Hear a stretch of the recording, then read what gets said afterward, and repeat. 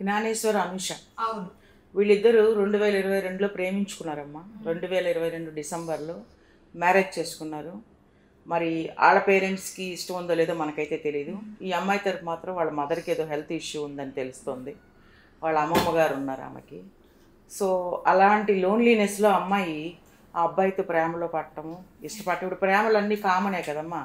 కాకపోతే ఈ ప్రేమ ఏంటంటే పెళ్లి దాకా వచ్చిందనేది మనం కొంచెం అనుకోవాలి పాజిటివ్‌గా. పెళ్లి వరకు వచ్చింది. తర్వాత అమ్మాయి మరి 2 సంవత్సరాలు ఎలా గడిపారనేది బానే గడిపుండొచ్చు. ఎందుకంటే 2 సంవత్సరాలు పులాన్ చేశారు. 23, 24, 25 2½ ఇయర్స్ దగ్గర దగ్గర. 2½ ఇయర్స్ వాళ్ళు లైఫ్ బానే గడిపినట్టు అనిపిస్తుంది. సో, మరి చిన్న చిన్న గొడవలైతే వాళ్ళ మధ్య వచ్చుంటాయి.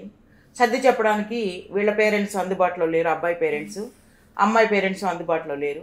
సో, వాళ్ళిద్దరే సర్దుకుని ఆ సంసారం నెట్టుకుంటూ వచ్చారు. అయితే ఈ జ్ఞానేశ్వర్‌కి కొన్ని కొన్ని రోజులు బానే ఉన్నట్టున్నాడు.